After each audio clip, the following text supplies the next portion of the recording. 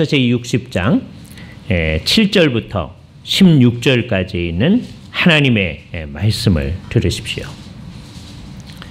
게달의 양무리는 다 내게로 모일 것이요 느바요의 수약은 내게로 공급되고 내 제단에 올라가 기꺼이 받음이 되리니 내가 내 영광의 집을 영화롭게 하리라. 저 구름같이 비둘기같이 그 보금자리로 날아가는 것 같이 날아오는 자들이 누구냐? 그 섬들이 나를 앙망하고 다시스의 배들이 먼저 이르되 먼 곳에서 내 자손과 그들의 은금을 아울러 신고 와서 내 하나님 여호와의 이름에 드리려 하며 이스라엘의 거룩한 이에게 드리려 하는 자들이라. 이는 내가 너를 영화롭게 하였음이니라. 내가 노하여 너를 쳤으나 이제는 나의 은혜로 너를 불쌍히 여겼은즉 이방인들이 내 성벽을 쌓을 것이요 그들의 왕들이 너를 섬길 것이며 내 성문이 항상 열려 주야로 닫히지 아니하리니 이는 사람들이 내게로 이방 나라들의 재물을 가져오며 그들의 왕들을 포로로 이끌어오미라.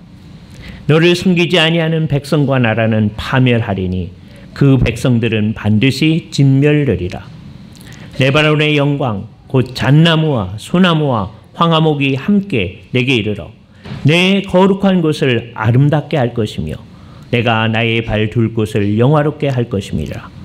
너를 괴롭게 하던 자의 자손이 몸을 굽혀 내게 나오며 너를 멸시하던 모든 자가 내 발 아래 엎드려 너를 일컬어 여호와의 성읍이라 이스라엘의 거룩한 이의 시온이라 하리라.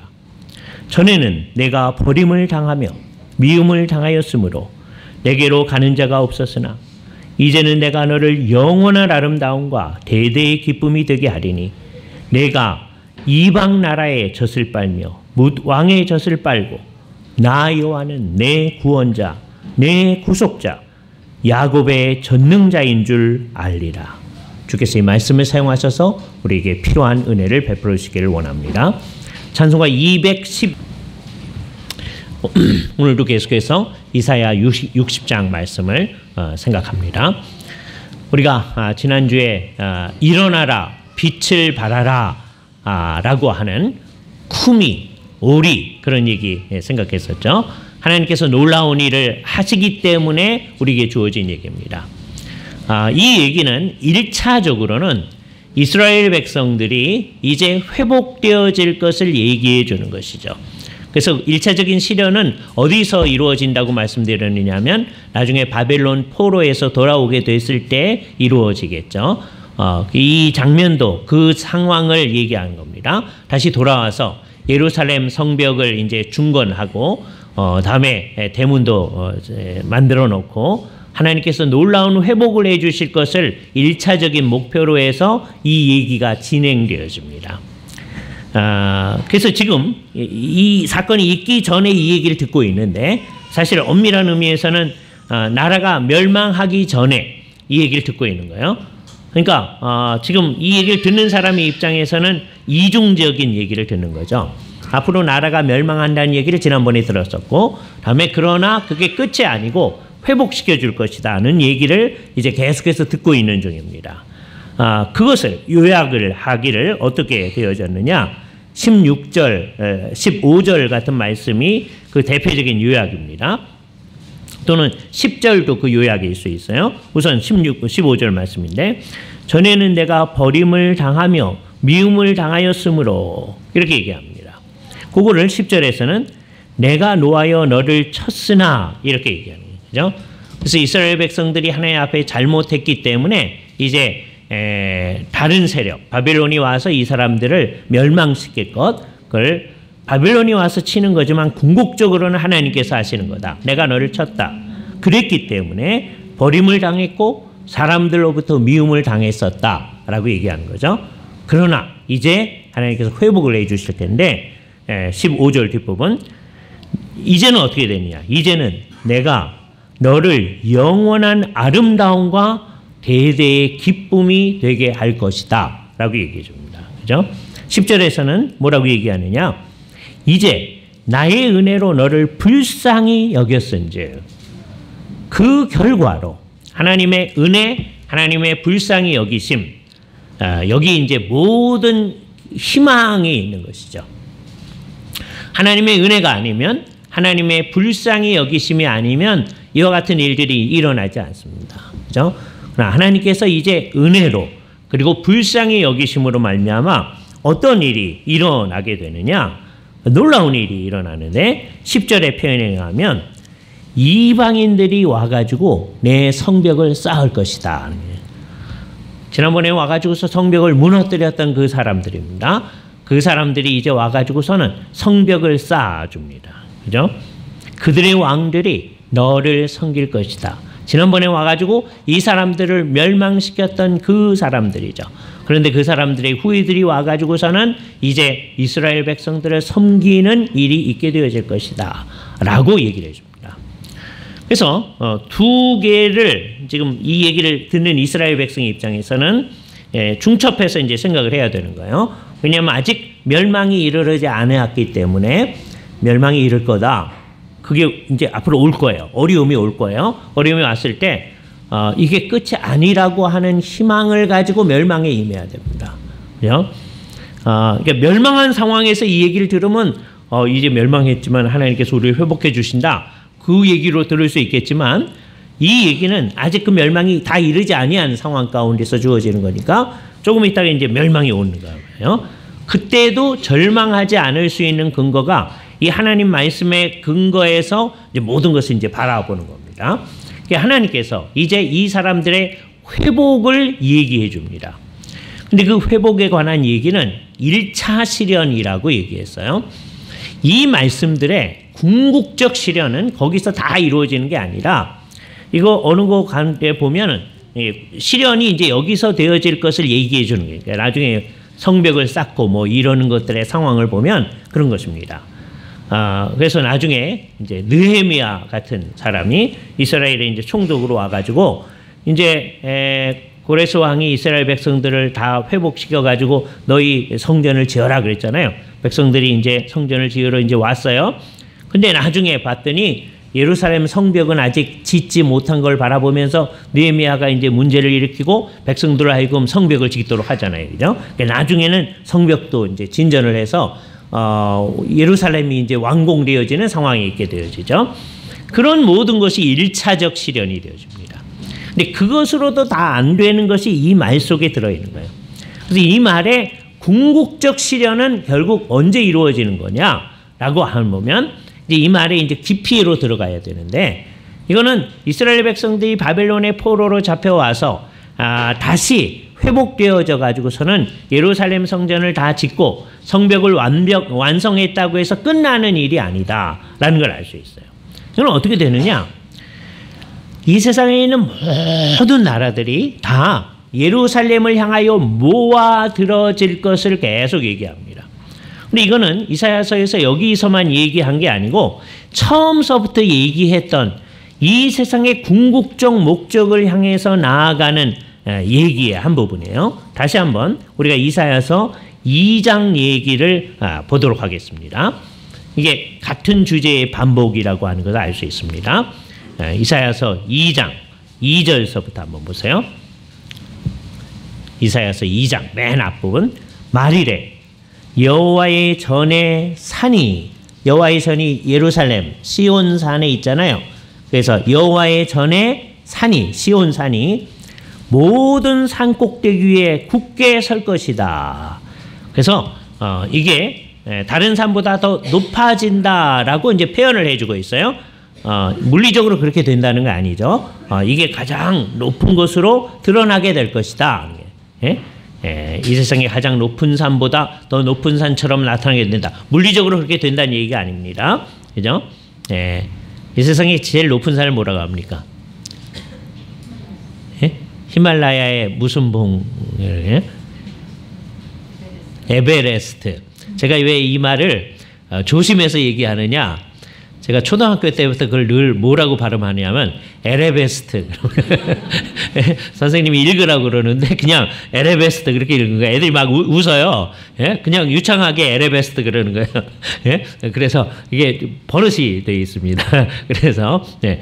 그 산보다 이게 진짜 높아진다 그 얘기가 아니에요. 예. 의미적으로 이게 가장 의미 있는 산으로 있게 될 것이다 라고 얘기를 합니다. 그때 어떻게 되느냐? 만방이 그리로 몰려들 것이다. 이렇게 얘기합니다. 많은 백성이 가며 이르기를 이제 사람들이 예루살렘을 향해서 올라가면서 이게 물리적으로 이렇게 표현하는 거예요. 오라 우리가 여호와의 산에 오르며 야곱의 하나님의 전에 이르다. 이게 뭐 하자는 거예요? 하나님께 나아가서 하나님의 뜻을 배우자. 그죠? 그가 그의 길을 우리에게 가르치실 것이요 우리가 그 길로 행하리라. 이는 율법이 시온에서부터 나올 것이며 여호와의 말씀이 예루살렘으로부터 나올 것임이니라 라고 얘기하는 거죠. 이것이 오늘 얘기했던 이사야 60장 말씀하고 딱 연결이 되는 거예요. 만방이 다 오는 거예요. 그죠? 이건 뭡니까? 결국은 이스라엘 백성들을 중심으로 해서 하나님께서 이 세상을 구원하시려고 하는 하나님의 구원의 뜻이 다 이루어져서 아브라함한테 주셨던 약속 너와 너의 후손을 통하여서 이 세상 백성들을 복을 주리라 라고 하는 말씀이 이루어져 가서 사람들이 아브라함이 섬겼던 그 여호와의 복을 받는 상황에 들어가는 거죠. 그 여호와의 복의 가장 근원은 그의 가르침을 잘 받는 거죠. 그러니까 백성들이 나아가면서 우리가 우리 하나님께 경배하러 나아가자. 그분의 가르침을 받으러 나아가자 하면서 몰려온다는 거예요. 이 일이 언제 실현되어졌어요? 궁극적 실현의 첫 번째 단계 우리 주 예수 그리스도께서 오셔가지고서는 이 땅에 그의 교회를 세우셔서 사람들이 이제 물리적인 예루살렘에 가는 게 아니고 이 세상 곳곳에서 모여가지고서는 하나님 앞에 경배하고 하나님 앞에서 그의 뜻을 배우는 일들을 하게 되는 거죠. 이 일이 실현되어져서 오늘 우리도 이곳에서 모여서 하나님의 말씀을 공부하는 일을 하고 있습니다. 그죠? 그러니까 이 일의 1차적 실현은 이제 신약 교회에서 실현되어져 가고 있는 것이죠. 그래서 궁극적으로는 언제 이것이 온전히 다 이루어지는 거냐? 우리 주 예수 그리스도께서 재림하여 오실 때 정말 하나님의 전의 산이 우뚝 높아지는 것이고 물리적으로 그렇게 된다는 얘기 아닙니다. 그러니까 하나님을 중심으로 모든 것을 생각하게 되는 거죠. 그러니까 이 세상 사람들이 다 그를 중심으로 모든 것을 정리하게 되는 거예요. 그를 표현하는 아주 멋있는 표현이 오늘의 본문 가운데 이사야서 60장 8절 말씀. 저 구름같이 비둘기같이 그 보금자리로 날아가는 것 같이 날아오는 자들이 누구냐? 사람들이 먼 곳에서부터 자꾸 오는 거예요. 그 섬들이 나를 앙망하고 다시스의 배들이 먼저 이르되 먼 곳에서 내 자손과 그들의 은금을 아울러 신고 와서 내 하나님 여호와의 이름에 드리려 하며 이스라엘의 거룩한 이에게 드리려 하는 자들이라. 그렇게 하는 이유 뭐예요? 이는 내가 너를 영화롭게 하였음이니라. 너로 언급된 존재가 예루살렘, 시온산, 예루살렘 성전 이런 거죠. 하나님께서 이스라엘의 구속이라고 하는 것을 의미 있게 이루셨기 때문에 이제 이 사람들만 온전하게 된 것이 아니라 온 세상 끝으로부터 주께로 오는 일들이 일어나게 되어졌다. 그죠? 그때는 사람들이 자기의 모든 영광을 가지고 주께로 돌아오게 되는. 우리는 어저께도 이 얘기를 했었습니다. 그죠? 이사야서 이 말씀을 반영하면서 요한계시록 22장에서 21장에서 땅의 모든 임금들이 자기들의 모든 영광을 가지고 하나님 앞에 드리려고 나오는 일들이 있게 될 것이다. 사람들이 자기들이 만들어낸 그 놀라운 아름다움들, 그 문화적인 모든 유산들을 다 주께 돌려드리는 날이 있을 것이다 라고 하는 얘기를 했었습니다. 그것의 궁극적 실현을 바라보면서 이사야서에서 그 얘기를 하고 있는 것이죠. 그러니까 이 본문을 읽을 때 언제든지 요 삼중 시각을 바라보면서 이것을 읽으셔야 되는 거예요. 이스라엘 백성들이 지금 어려움을 당하고 있으나 회복시킬 것임에 대한, 그래서 나라가 온전하게 될 것임에 대한 시각을 가지고, 그러나 그것이 이루어졌다고 해서 이것이 다 이루어진 게 아니란 말이죠. 궁극적으로는 사람들이 하나님의 진정한 진리로 나아가고 그 진리를 배우는 대로 나아가야 되는데 그 일은 우리 주 예수 그리스도께서 오셔서 그 말씀을 교회 공동체를 통하여서 전달하는 그 상황 가운데서 이루어지는 것이고, 그것의 온전한 실현이라고 하는 것은 정말 이 세상의 모든 나라들이 그들의 모든 영광을 다 주께 돌려드릴 때가 있는 것이죠. 그런 마음을 다 가지면서 이게 이제 본문이 펼치고 있는 굉장히 넓은 이제 시각입니다. 그때 여기서 이제 동시에 여러분들의 눈은 어디에 가지고 있었냐면 지금 여기에 있는 나라고 하는 것을 이 본문 속에 넣어서 생각해야 됩니다. 그죠?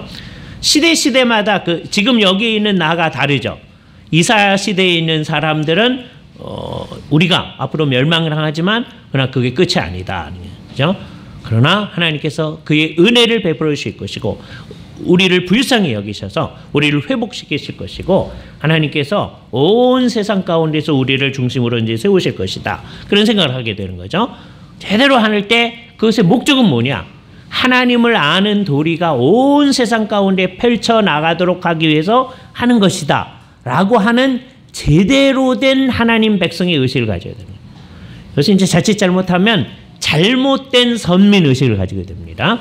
잘못된 선민의식은 뭐냐? 우리는 하나님의 백성이고 딴 사람들 하나님의 백성이 아니기 때문에 딴 사람들하고는 우리는 전혀 다르다. 이렇게 잘못하고 다른 사람들은 하나님께서 멸망시키시고 우리들만 어떻게 할 거다. 그런 생각을 가지는 것. 그게 잘못된 선민의식입니다. 이 사람들을 회복시키실 거예요? 그렇게 하는 이유는 뭐예요? 온 세상 사람들이 주에게로 올 수 있도록 하기 위하여서 이 사람들을 종으로 사용하는 거예요. 그 의식을 가지고 살아가는 거죠. 역시 마찬가지로 신약 시대에 사는 백성들이라면 우리 같은 사람들이죠. 하나님께서 과거 이스라엘 백성들에게 모범적인 예로서 샘플로서 이 말씀을 실현해 주셨는데 그 실현이 되어진 것. 정말 이스라엘 백성들이 멸망했으나 다시 돌아와서 나라를 재건하고 예루살렘 성전을 세우고 하나님 앞에 섰었잖아요. 그죠?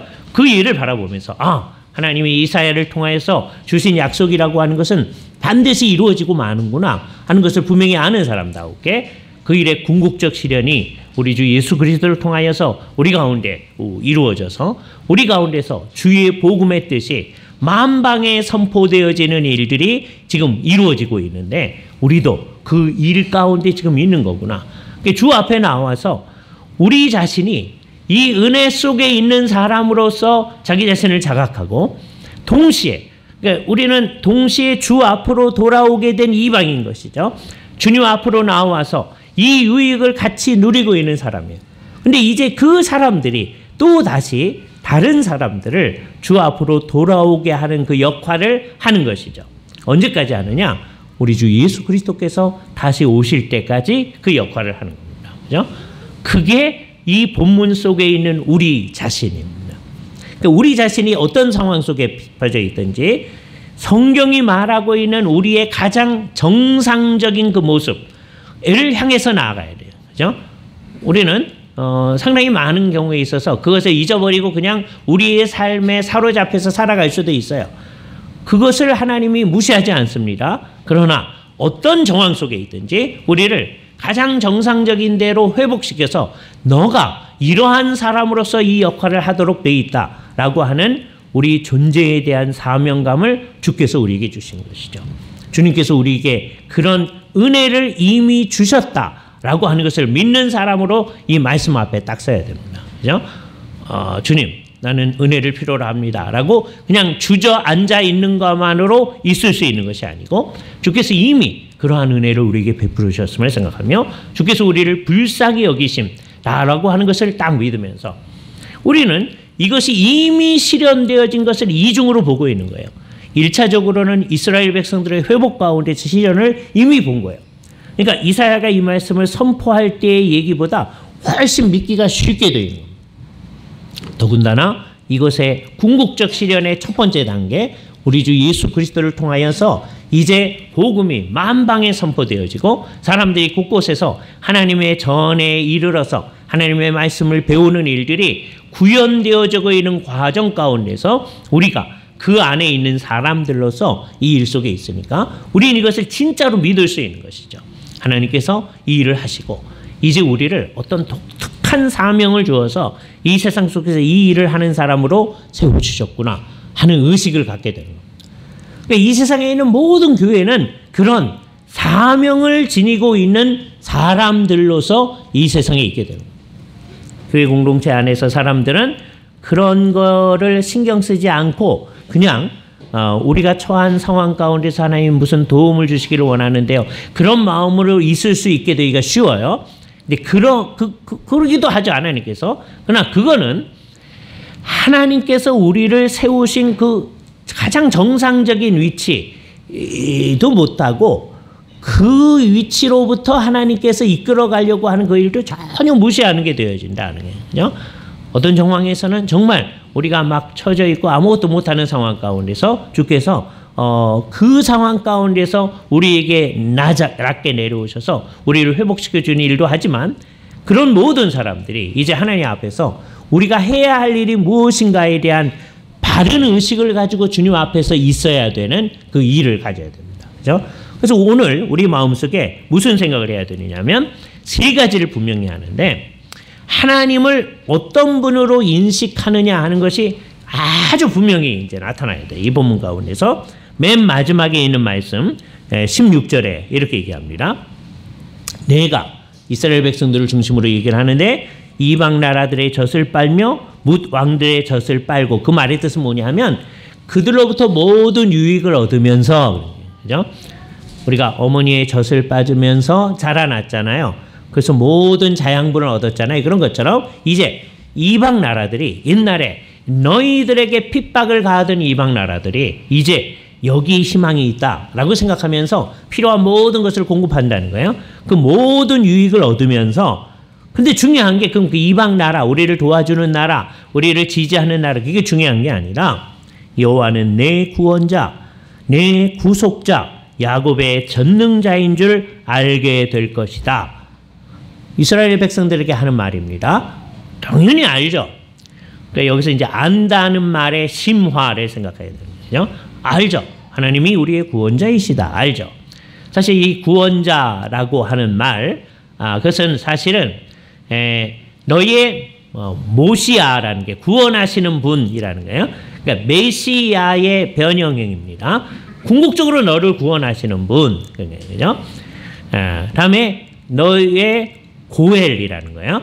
네가 땅을 다 뺏겼을 때 너희의 땅을 다 회복시켜 주시는 분이라고 하는 걸 아는 거다. 그죠? 그리고 옛날 야곱한테 하나님께서 나타나서 전능하신 하나님이라고 얘기하셨고 그와 언약을 맺으셨는데 그런 하나님이신 줄 이 역사의 과정 가운데서 너와의 관계성을 지속해 가시는 분이심을 네가 진짜로 만끽하며 역사의 과정을 거쳐서 의식하며 알게 되어지는 일. 이게 우리 속에 있어지는 거죠. 그러니까 하나님과 함께 살아나가는 역사적 과정을 가져서 그로부터 알게 되어지는 거예요. 내가 어떤 사람을 그냥 안다 하는 거하고 오랜 세월을 거쳐서 이제 알게 되어졌을 때 함께하는 역사가 있을 때 그 알면 상당히 성격이 다르잖아요. 첫 번째 우리에게 있어야 할 일이 뭐냐? 우리의 마음속에 하나님과 함께하면서 하나님은 그냥 우리하고 늘 함께하셔서 우리가 이 역사의 과정 가운데서 아시는 분이다 라고 하는 것. 나는 그분하고 같이 하는 역사적 과정을 거쳐왔다 라고 하는 겁니다. 그죠? 이 속에는 한순간도 하나님을 떠날 수 없다라는 의식, 하나님을 나는 모른다고 할 수 없다는 의식이 제일 중요한 것이죠. 하나님의 참 백성들에게 있어서는 이 의식이 제일 중요한 겁니다. 그죠? 하나님을 어떤 분으로 아느냐라고 하는 것. 이것은 세월이 지날수록 우리 마음속에 각인이 되어져야 되는 거죠. 우리 하나님을 진정한 오늘의 본문이 요약한 바에 의하면 구원자, 구속자, 이스라엘의 전능자라고 하는 거 그냥 머릿속으로 외운다는 게 아니라 실질적으로 우리가 어떤 정황에 있든지 하나님께서 이 일을 이루시고야 마는 분으로 역사의 과정 가운데서 우리에게 각인되는 분으로 우리에게 알려주시는 것. 이게 이제 제일 중요한 겁니다. 내가 주님 앞에서 나에게 주어진 사명을 다 해나간다고 했을 때 세월이 지남에 따라서 이게 점점점 명확해질 때 우리가 하나님의 백성의 역할을 제대로 하고 주어진 약속에 대해서 제대로 반응하는 일이다라고 하는 것을 알 수 있겠죠. 두 번째 중요한 일은 뭐냐 하면 하나님께서 이제 우리 가운데서 해 나가시는 일을 알면서 우리가 해야 할 일들을 찾아 나가는 거예요. 놀라운 거예요. 순서는 하나님을 아는 것으로부터 시작합니다. 하나님을 제대로 알지 못하면 내가 누군지도 알지 못하고 내가 뭘 해야 하는지도 알지 못합니다. 두 번째는 바로 그 일로부터 시작되어지는 거예요. 하나님을 이제 제대로 알았다면 그 다음에는 우리가 해야 할 일이 뭐냐 아니에요. 우리가 해야 할 일은 뭐냐 하면 아까 말씀드렸듯이 이 세상 사람들이 주님 앞으로 나와서 하나님의 뜻을 이제 배워 나가는 일을 하는 거예요. 그 일을 누구를 통해서 하느냐? 하나님이 하시지만 그의 백성들을 통해서 하시는 거다. 우리 모든 성도들이 그 의식을 다 가지고 있어야 됩니다. 그죠? 그 일을 우리가 하는 거다. 나한테 그런 거 요구하지 마세요. 이러면 안 되는 거다. 그죠? 우리 모든 한 사람 한 사람이 내게 주어진 역할. 왜? 내가 알고 있는 그분을 얘기해 주는 거거든요. 그러니까 뭐 딴 거 막 배워가지고 뭐 하려는 게 아니고 내가 역사의 과정 가운데 함께 했던 그분, 나의 삶 가운데서 나와 동행했던 그분, 내가 어려움에 처해 있을 때 나를 회복시켜준 그분, 나의 아주 극한 어려움 가운데서 나에게 힘을 주셨던 그분을 전달을 해서 다른 사람들에게 그것이 살아있을 수 있도록 하는 겁니다. 제가 늘 설교라고 하는 것을 주어진 본문을 우리에게 클로즈업 해주는 거라고 표현하기를 이제 좋아하죠. 똑같은 일을 우리가 하는 거예요. 우리는 다른 사람들한테, 특히 안 믿는 사람들은 성경을 보지도 않거든요. 그러니까 그 사람들한테 이 성경 내용을 여러분이 가져다 줘야 되는 거예요. 나는 그런 거 하는 거 아닌데요. 이렇게 살게 되면 우리는 하나님의 백성의 역할을 다 방기해 버리는, 갖다 버리는 거예요. 그렇게 하지 아니하고 우리가 하는 일이 그거다 아니에요. 그 목표는 뭐냐? 그 사람들도 이건 되어지도록 되어 있는 겁니다. 아까 아주 멋있게 표현했잖아요. 구름같이 비둘기같이 그 보금자리로 날아가는 것 같이 날아오는 수없이 많은 사람들이 있게 될 것이다. 하나님의 약속이 이루어지는 것을 바라보면서 우리 봐야 합니다. 물론 이 일이 역사의 어느 과정 가운데서는 정말 급속히 이루어지는 듯이 이루어지는 때가 있습니다.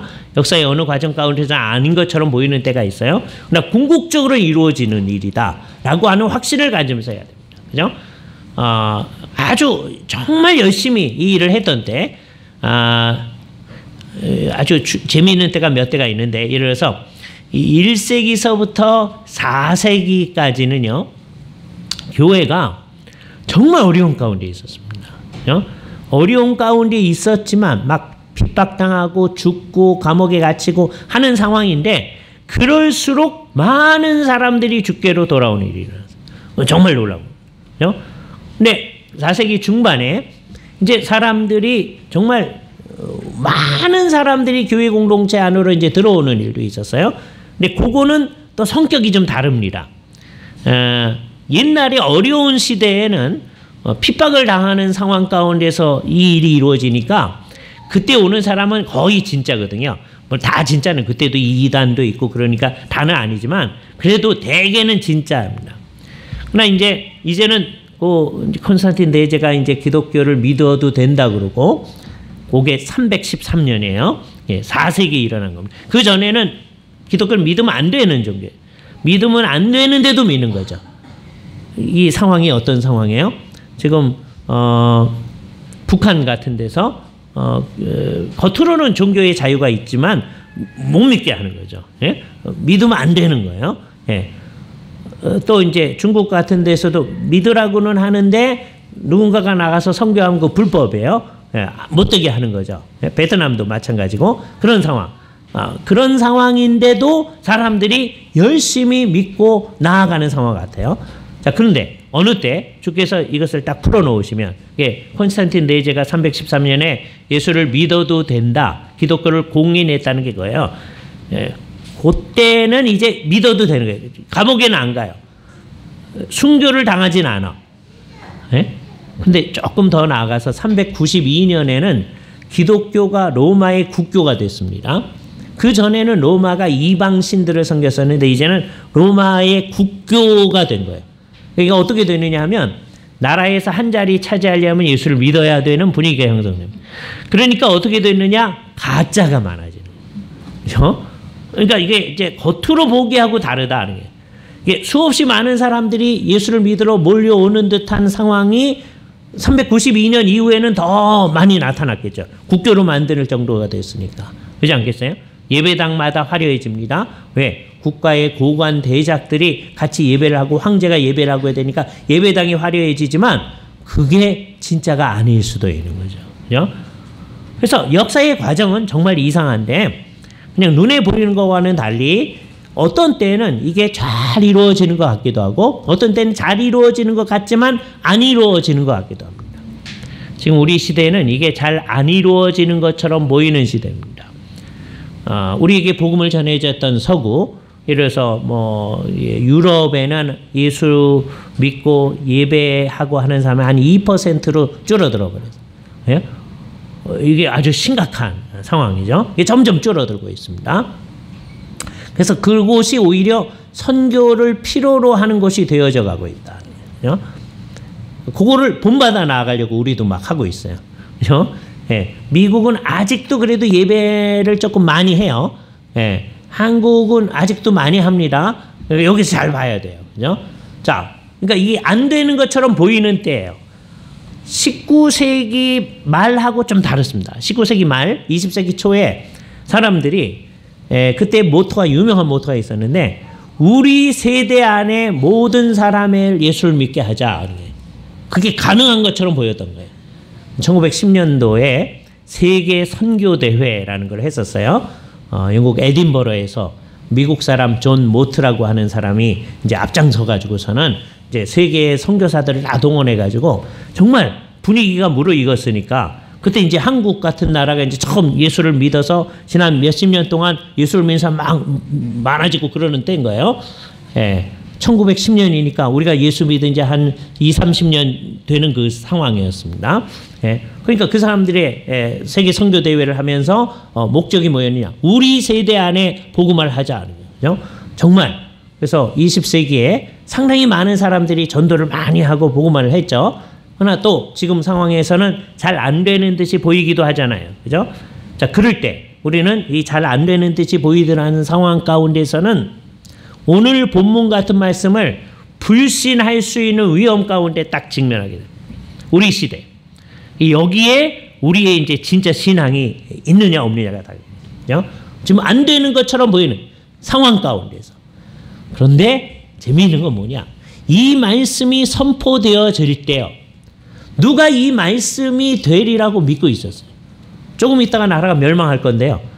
예? 그러나 이 말씀을 전파하는 이사야는 이걸 믿을 거잖아요. 그게 참 하나님의 백성이죠. 이사야의 말을 진짜로 믿는 그 백성들 믿죠. 나라가 멸망하는 상황 가운데서도 그러나 하나님께서는 우리를 회복시키실 것이고 주님의 뜻은 이루어지고야 말 것이다. 라고 하는 걸 아는 거잖아요. 이게 우리 신앙이에요. 우리도 그래야 되는 거예요. 하나님의 뜻이 궁극적으로 이루어져서 정말 수없이 많은 사람들이 주님의 뜻 안으로 돌아오게 되는 일이 있게 되어져야 할 것이다. 이 일은 반드시 이루어져야 하는 일이다. 그러려면 첫 번째 해야 할 일이 우리가 진짜 그런 사람으로 나타나야 돼. 주일날 이렇게 모일 때마다 정말 하나님의 말씀을 잘 배우려고 하는 그 열망, 그 간절함, 그 절실함 그런 것들이 우리 속에 있어야 되는 거죠. 그냥 주일날에는 예배를 해야 돼. 안 하면 찜찜해. 그래서 그냥 하는 거야. 이러고만 가면 이게 이제 그 다음 세대로 가면 제가 늘 말씀드리잖아요. 그것도 좋은 건데 다음 세대는 그 찜찜함도 없어집니다. 그러니까 서구에서 왜 예수 믿는 사람들이 점점 없어지는 거예요? 그게 안 되는 거란 말이죠. 그죠? 그러니까 제일 중요한 게 우리 가운데 그 절실함이라고 하는 게 있어져야 하는 겁니다. 그죠? 그러면서 우리가 해야 할 일에 대한 생각이 있어야 되는 거예요. 이 시대야말로 이 주님의 약속에 대한 믿음이 필요한 때입니다. 그죠? 하나님께서 이 일을 우리를 통하여서 하신다라고 하는 것을 이 어려운 시기에도 참으로 믿는 사람들로서 하나님의 이 말씀 앞에 반응하는 우리로 서 나아갈 수 있기를 바랍니다. 같이 기도하시죠. 거룩하신 주님, 감사합니다. 하나님의 말씀 앞에 우리를 세워주시고 주님께서 이스라엘 백성들을 통하여서 하시려고 하는 뜻이 무엇인지를 명백히 가르쳐 주시며 그것이 지금 여기에 서 있는 우리와 어떤 관계성을 가지고 있는지를 드러내어 주신 주님,